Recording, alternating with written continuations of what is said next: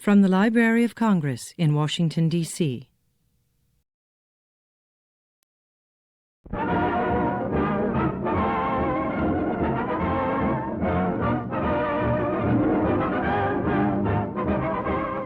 All American News brings you our people's contribution to America and freedom.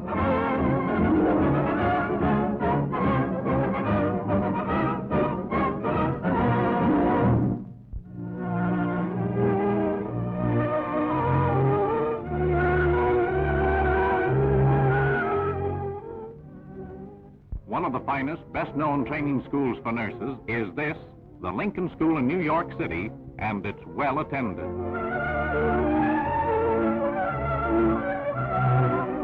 The course is a stiff one, but the nurses turned out of Lincoln are graduate nurses.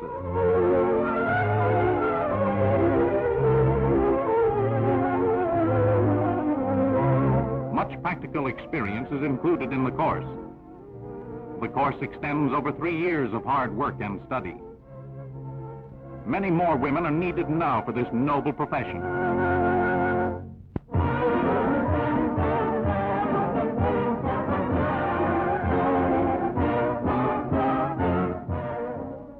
Mrs. Anna Strong, President of the National Congress of Colored Parents and Teachers. She introduces Fraser Lane of the Civic Education Division of Chicago's Urban League, who is among the speakers. Dorothy Roseman of New York, National Chairman of the Housing Committee. Dr. Catherine Bain, Washington's Director of Child Development and Research. Dr. Franklin Frazier, Sociologist of Howard University. Mrs. M.W. Blocker, one of the founders of this organization, which does such important work.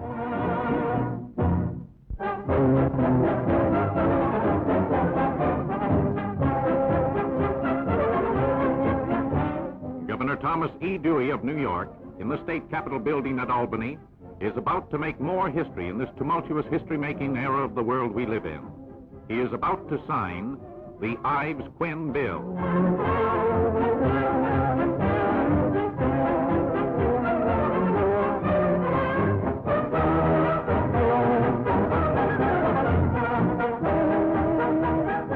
He signs it using 22 pens.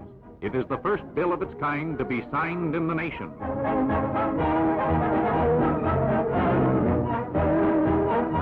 Sponsors of the bill, which makes fair employment practice a law in New York, congratulate the governor.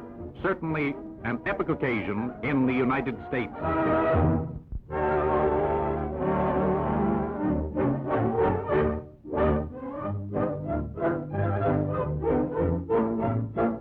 Chicago's 6th war housing project is partly completed. 18 units of a group of 125 two-family houses are ready.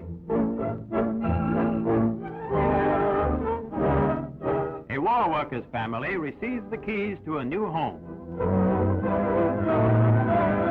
Each house has 2 5-room apartments with a spacious basement and a big yard.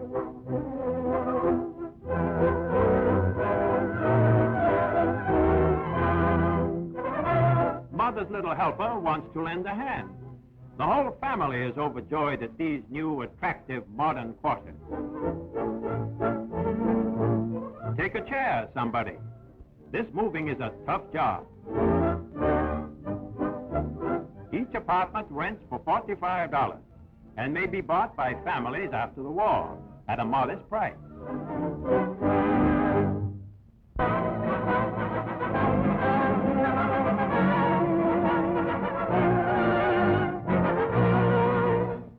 My name is Robert Smith.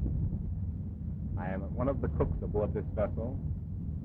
I can say that it has been a most enjoyable trip. The men seem to be well contented with the high quality of food that was served. I can say, men, I've been shipping for 9 years, and I find that the group of men I have come in contact aboard this ship were the happiest bunch that I have come in contact with for years, due to the fact that everything worked in precision cooking was swell, the food was great, the cooperation from officers was grand. Come out and join the Merchant Marine. It's worth your while.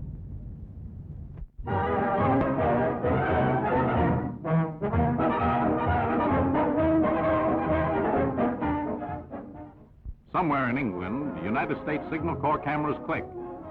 The first Negro whacks parade down the street, braving the English fog.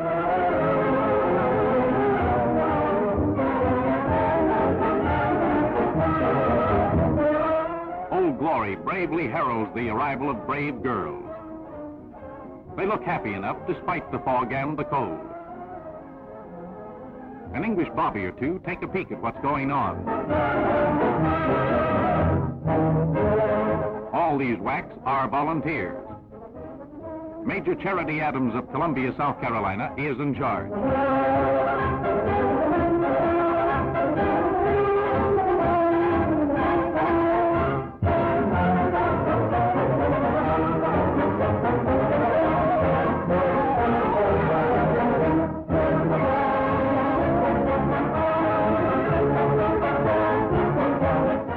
Lieutenant General John C.H. Lee arrives to inspect the new contingent.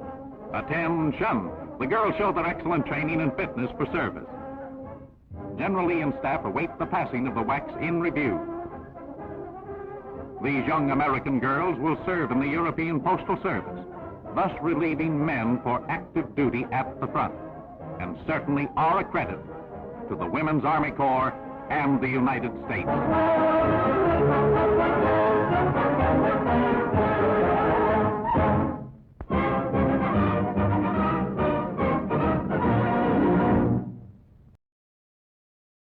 This has been a presentation of the Library of Congress. Visit us at loc.gov.